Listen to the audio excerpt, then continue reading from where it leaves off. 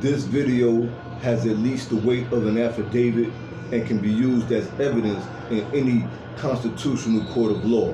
Under penalties of perjury, I swear the following facts and statements are true and correct to the best of my knowledge, so help me God. And help me America expose this good old boy system of corruption.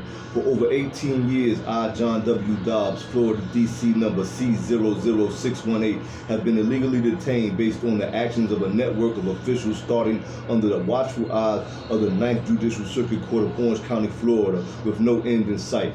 See case number 48, 2006, CF 15201-0. It's a matter of public record. The discovery evidence establishes that on the early morning of October 25, 2006, around 2 a.m., my ex and I were ambushed by 5 drunk men, strangers, while leaving a strip club called The Dollhouse in Orlando. We'd only been in Florida a day and a half visiting my children from a previous relationship. We were the only classified African Americans at the club, and before leaving, one of the men asked me, "Where's the hoes at?" because me and my boys want to fuck. In the parking lot, they surrounded us saying, "Get the girl." It only took 4 of them to beat me down to one knee eventually. Cut 6 times, I was forced to use my own 3.5-inch pocket knife to fend them off, injuring 3 of them, killing the 4th or 5th guy to enter the fight. Despite the stand your ground law being over a year old at the time and all of them being convicted felons, the first guy even being on probation, she and I were the only ones arrested, likely because of the wealth and influence of 2 of their families, one being that of the deceased. For the first month or 2, I was held without a single sworn or notarized statement against me. As each of them trying to cover their tracks said they didn't know how the fight started, they got to help a friend and couldn't say for sure which one. Initially, no one said I started the fight. My case docket actually starts with the entry, October 25, 2006, complaint filed, none, followed by my county jail inmate number. The clerk of court was aware I was being held without probable cause, thus illegally. Therefore, the court lacked subject matter jurisdiction and acted where it had no authorization in violation of Chapter 1.01 of Florida Criminal Practice and Procedure, and any statements not sworn to before a person authorized to administer oath that are used to support my detainment amount to not just fraud but fraud in the court. Issues that can be brought up anytime and as many times as is necessary to get to the heart of the matter. So, trying to hide the notice that no complaint was filed to initiate the proceedings, they list my docket entries from end to beginning to confuse people instead of beginning to end as its regular procedure. As every other witness, including security for the club, says it started as a fist fight with me facing multiple opponents. Security's admission to calling police prior to anyone being stabbed means the 911 recordings would contain exculpatory evidence in my favor. Ironically, Florida officials claim the 911 recordings could not be produced due to a malfunction. Even the ones calling the ambulance once they came back and found people stabbed. They wouldn't take me to the hospital like everyone else. Instead, they stitched me up in the county jail where the doctor told me I looked like I'd been attacked by dogs. And the arresting detective David Felon filed in his report that I had no injuries. At the December 22, 2006 adversary preliminary hearing, the first sworn statement demonstrating the crime on my part appears with this man named Andre Blanco saying I started the fight. As if the guy who leaves the strip club with the girl would be so jealous of 5 lonely drunk guys who are all bigger than him in a state where he's a foreigner that he drags his girl into a circle where he attacks them with a pocket knife. His claim that I drove my car up to his, jumped out and lunged at him, stabbing him in the face for some unknown reason, but he didn't see the knife and never knew he was stabbed. He only recognized himself as being punched really hard, after which he gets up, runs at me, and admittedly attacks me from behind, is the only statement of facts incriminating me throughout my entire trial court process. This claim was not only contradicted by his prior statements to police and by CSI also, who says our cars were parked 6 parking spaces apart and blood spatter evidence shows the altercation took place at the rear passenger side of my vehicle, but all other witnesses say he approached me and it started as a fist fight. Even his partner Francisco Garte, who attacked me next, says he saw Andre approach me, we started fighting, he's not sure who swung first but I got in a good punch, and when he saw Andre fall, that's when he attacked by running at me, swinging twice, missed both times, and I punched him in the face before stabbing him.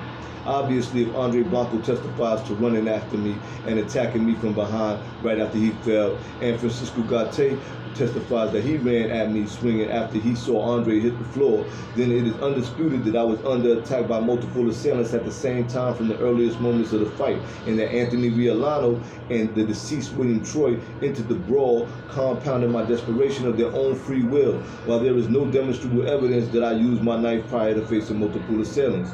It couldn't even be manslaughter, much less murder, because the slaughter was against me. Even if a judge or jury chose to believe Andre Blanco over everybody else, his statement revealing that he didn't detect a knife prior to attacking with either of his 5 senses makes it unlawful for them to find me guilty of anything more than a simple battery, and every action I take after must be deemed self-defense as a matter of law, especially because he actually says he grabbed me and started hitting me from behind. So how is it I'm sentenced to the max for every charge? 15 years for aggravated battery against Andre Blanco, 15 years for aggravated battery against Francisco Gate, and natural life for the alleged murder of William Troy. Ask every member of the court knows are non-existent offenses when protecting yourself or another is an element. Crimes that never occurred.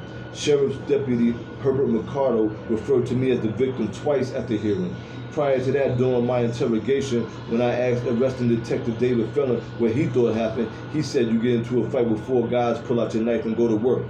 In the interrogation room, when I asked CSI Allison Wright, when I asked CSI Allison Wright if she ever heard of anything like this, she said out of her own mouth, self-defense, yeah. Yet the law is that they have reason to believe this was a justifiable use of force. They are not even supposed to arrest you. I requested a trial by judge knowing they would have to properly apply the law or bear the burden solely for their incompetence. My request was denied. At trial, the manager of the Dollhouse, Donald Swift, testified that Andre Blanco came back to the club a week later to apologize to him for the incident, but Judge Lisa T. Munyon asked the jury to leave for that part and instructed him not to tell them. My ex, Deanna Washington, was threatened as an accessory to murder, terrifying her from standing by my side. She somehow mustered the courage to testify that they surrounded and attacked me, saying, "Get her," and their intentions were to take her away from me. In closing arguments, State Prosecutor Kimberly Laskoff changed her theory of guilt from her opening argument that I brought a knife to a fist fight, starting with Blanco and I in a fighting stance, which no one testified to another confusing fabricated theory, again knowing not even the alleged victims testified to, because all the laws and evidence were on my side. She fabricated events and conversations that never occurred, therefore infiltrating the jury's mind as a witness. Though all the alleged victims testified they didn't know any of them were stabbed or bleeding until the very end of the fight, which they say lasted around a minute and a half, she said they only joined the fight to help each other after they saw their friends bleeding and falling to the ground. She said my expressed desire to protect my girl was a magic trick I was trying to pull on the jury. Yet she told them the fact that the alleged victims couldn't get their story straight was evidence they didn't get together and make it up. She said Deanna was egging me on, asking me to do something about an insult that never took place. She said there's no way I didn't commit murder, and made statements like, quote unquote, "That's not what we made the law for," giving the impression she actually helped make the stand your ground law, trying to rob the jury of its pardoning power. She said I held the knife in an underhanded way, different from how I described, though the truth is they were too busy attacking to notice my knife or be concerned for each other. And despite club security Justin Idell testifying he saw one of them come at me from behind, describing me being hit with something shiny, her excuse for me being cut 6 times was I cut myself, also telling the jury they didn't have any weapons despite the razor found on the scene. She actually says, and I quote, "I submit that he cut," and I quote, pardon me. She actually says, and I quote, "I submit that he held the knife like this and put on a demonstration." And also, I quote, "I submit that he cut himself and put on a demonstration." But the transcripts have been altered to have her as saying it's the state's position that he held the knife like this, and it's the state's position that he cut himself. So her statements wouldn't be automatic grounds for reversal on appeal. So much of the transcripts have been altered to protect the conviction.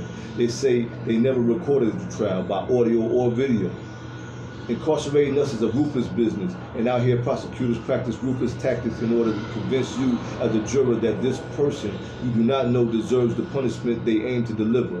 A common strategy, which is actually illegal amounting to prosecutor misconduct, is playing false witness, making personal comments about the defendant's guilt or innocence or disputed facts, because the average juror will no longer view it as the defendant being tried by a system seeking the truth of the matter, relying on their opinion of the evidence. It becomes a question of whether you believe the credibility of the defendant or the prosecutor themselves, whose integrity has personally never been questioned or subjected to cross-examination. The average juror would then ignore the evidence and think, why would they lie, and not be able to find a single reason.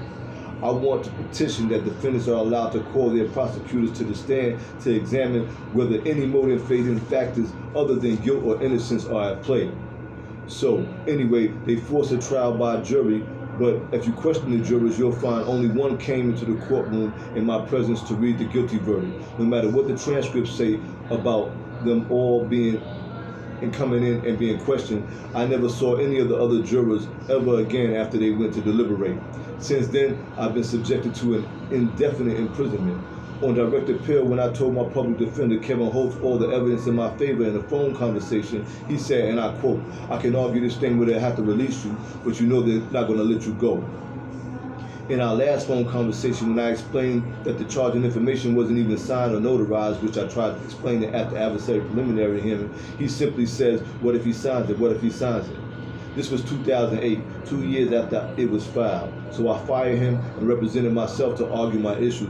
And when he sent me the trial court records, he sent a signed, notarized, backdated version.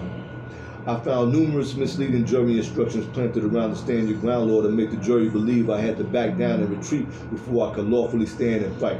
A couple even deemed fundamental error by Florida courts, such as the extra comma deemed entirely versus state to be error because it causes the jury to believe you don't have the right to stand your ground against non-deadly force.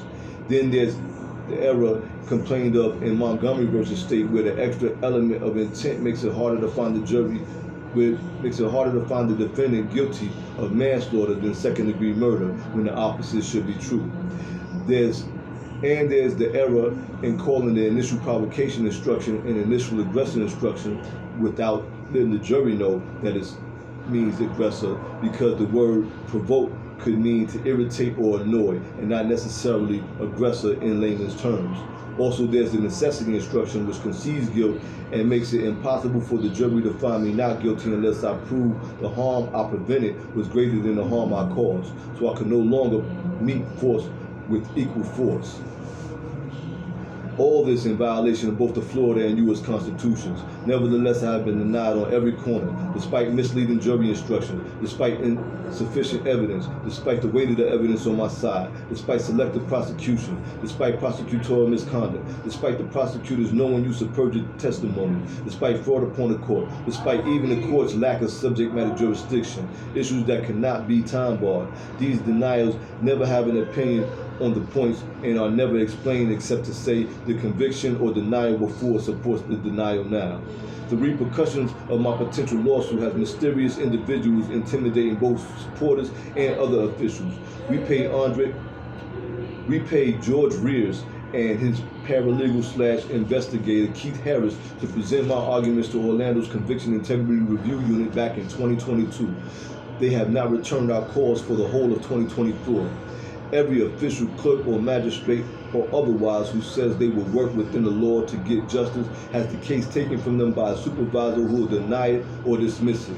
From court to court, I run into a chain of interchangeable corruption, demonstrating that a secret union or whatever form of judicial gangbanging has infiltrated multiple facets of our justice system. I'm currently held in Florida Department of Corrections on redacted paperwork and have been the subject of a vicious mail and phone call interference campaign where I never received hundreds of letters from supporters, including friends and family who say they've written me over 15 times, even taking pages out of sealed legal mail I've sent or not mailing it at all. Also, 9 times out of 10 not allowing my phone calls to go through, telling them I hung up, or telling me they disconnected or wouldn't accept my call. Now not even delivering my responses on the JPay Securus e-messaging service. All to discourage you guys from supporting me. The bottom line is, I'm a political prisoner illegally detained with all the laws and evidence on my side over 18 years, just not the law enforcers, all because of my race and socioeconomic status in the face of wealthy families and big business as Orlando becomes America's tourist capital, and Judge Lisa T. Munyon, who despite the law and the evidence sentenced me to die in prison because she became the chief judge for the 9th Judicial Circuit and thus the go-to judge, criminal or civil, for the whole city. This case is the epitome of the systematic oppression plaguing minority families since before the Civil Rights Movement. The abundance of violations makes it the ideal catalyst for change. So at the very least, promote the video or cower and turn a blind eye as you or your friends or loved ones fall victim and our youth say, damn the law, because they don't enforce the laws that protect us, just the ones that screw us over. There's an insidious element in our justice system bent on misdirection and having the public opinion always view us as the bad guys, never the heroes, unless we work for them. That's a monkey wrench in their secret favor for a favor system. They'd rather make tourists disappear than publicize the threat some of their good old boys pose. These statements being sworn to as prima facie evidence, which must be disproven, not just denied. God bless the activists. God bless America. Open the gates. Free King U. Yeah, they stand as prima facie evidence. That means that basically, it has the weight of where it has to be disproven in the court of law.